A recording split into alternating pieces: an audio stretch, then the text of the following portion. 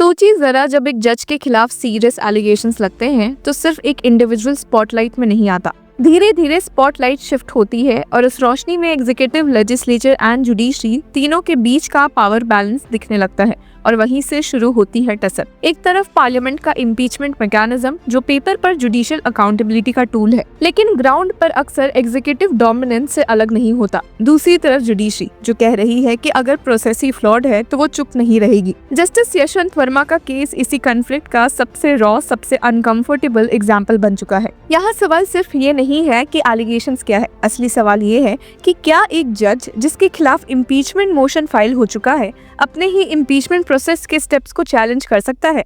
क्या जुडिशरी उस प्रोसेस को टेस्ट कर सकती है जो टेक्निकली पार्लियामेंट के डोमेन में आता है? इसी टेंशन के बीच 16 दिसंबर को सुप्रीम कोर्ट की 2 जज बेंच जस्टिस दिबांकर दत्ता एंड एजी मशी जस्टिस वर्मा का केस सुन रहे थे और कोर्ट ने सीधा वही सवाल पूछ लिया जो काफी लोग शायद अवॉइड करना चाहते थे। कोर्ट ने कहा कि जब जजेस इंक्वायरी एक्ट 1968 के सेक्शन 3 सबसेक्शन 2 के फर्स्ट प्रोविजो में क्लियरली लिखा है कि when notices of motions for removal of a judge are given on the same day in both houses, the speaker and the chairman shall consult each other। तो speaker ने inquiry committee बिना राज्यसभा के chairperson से consult किए कैसे बना दी?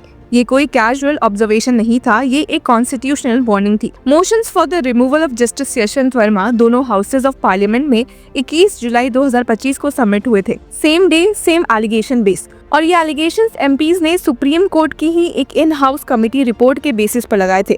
इस report को लेकर ऑलरेडी कंट्रोवर्सी थी क्योंकि जस्टिस वर्मा ने इसे चैलेंज किया था।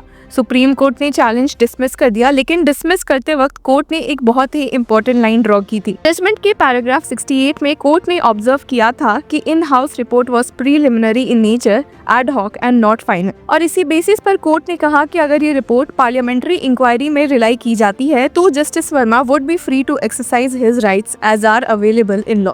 अब इस एक सेंटेंस के अंदर पूरा केस छुपा हुआ है। अगर रिपोर्ट प्रीलिमिनरी है, फाइनल नहीं है, तो पार्लियामेंट्री इंक्वायरी पहली ऐसी स्टेज बन जाती है जहां एलिगेशंस को एक्चुअली टेस्ट किया जाना चाहिए।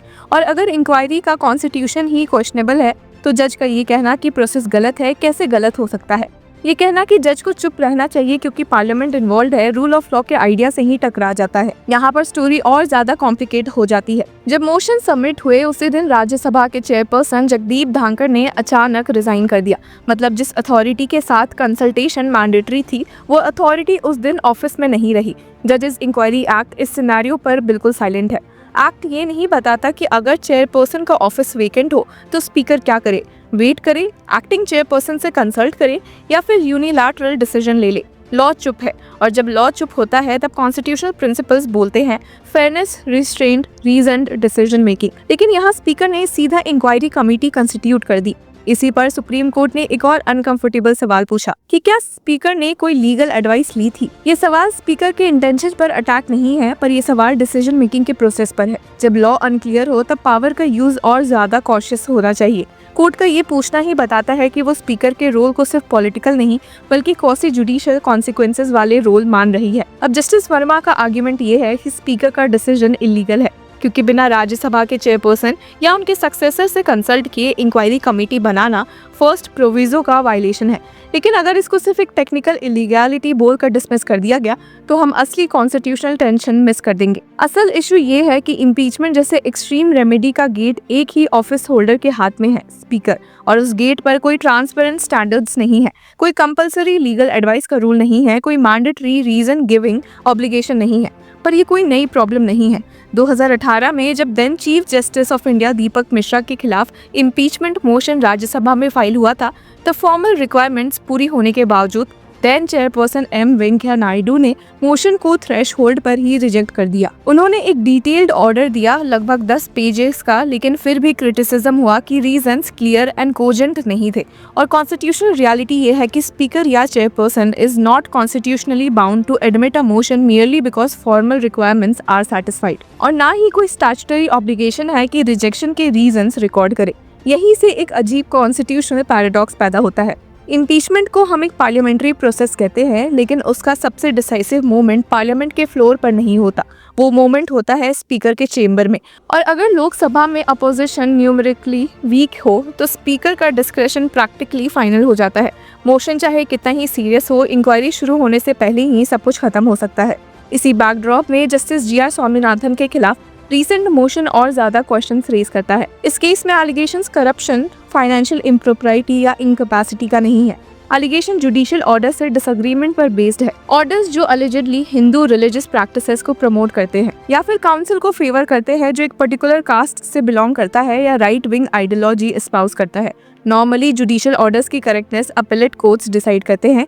इम्पीचमेंट का काम ये नहीं होता। लेकिन जब ऐसे एलिगेशंस के साथ मोशन फाइल होता है तो जज पब्लिक नैरेटिव में आ जाता है, रेपुटेशन डैमेज होता है और फिर स्पीकर के पास एक साइलेंट पावर होती है, मोशन को एडमिट करे कि या रिजेक्ट करे। अगर रिजेक्ट हो जाता है तो एलिगेशन का सच कभी टेस्ट ही नहीं होता, लेकिन जज की इमेज परमानेंटली स्कार हो जाती है। अगर एडमिट हो जाता है तो इंक्वायरी पर पॉलिटिकल कलर लग जाता है। दोनों सिचुएशन में जज के पास कोई इफेक्टिव प्रोसीजरल प्रोटेक्शन नहीं होता। इसलिए प्रॉब्लम सिर्फ इम्पीचमेंट के मिसयूज का नहीं है, प्रॉब्लम ये भी है कि इम्पीचमेंट को इतनी आसानी से न्यूट्रलाइज किया जा सकता है। स्पीकर का डिस्क्रेशन इस प्रोसेस को एक सिंबॉलिक थ्रेट बना देता है जो ज्यादा शोर करता है लेकिन रेयरली कंक्लूजन तक पहुंचता है, और इस बीच जुडिशरी की क्रेडिबिलिटी ब्लीड होती रहती है। जस्टिस यशवंत वर्मा का केस इसीलिए इम्पोर्टेंट है क्योंकि ये सुप्रीम कोर्ट को एक फंडामेंटल सवाल फेस करने पर मजबूर करता है कि जब स्पीकर्स ऐसे डिसीजंस लेते हैं जिनके कॉन्सिक्वेंसेस जुडिशियल इंडिपेंडेंस पर पड़ते हैं, तो क्या उन डिसीजंस को प्योरली पॉलिटिकल माना जा सकता है या फिर उनका नेचर क्वासी जुडिशियल हो जाता है, जहाँ कॉन्स्टिट्यूशनल नॉर्म्स अप्लाई होना चाहिए। Fairness, reason giving, informed decision making.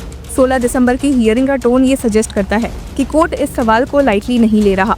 Court ने ये नहीं कहा कि स्पीकर गलत ही थे, लेकिन जब कोर्ट पूछती है कि did the speaker seek legal advice, तो वो इम्प्लिसिटली ये एक्सेप्ट कर रही होती है कि डिस्क्रेशन को ब्लाइंडली एक्सरसाइज नहीं किया जा सकता। कोर्ट ने अब स्पीकर के ऑफिस को नोटिस इशू किया है जो 7 जनवरी 2026 को रिटर्नेबल है। ये सिर्फ प्रोसीजरल स्टेप नहीं है, ये एक सिग्नल है। एग्जीक्यूटिव डोमिनेटेड पार्लियामेंट्री ऑफिसेज भी कॉन्स्टिट्यूशनल स्क्रूटनी से बाहर नहीं है। तो व्यूअर्स, इस पूरे मुद्दे पर आपकी क्या राय है? Do let us know in the comment section. Until then, keep following law चक्र।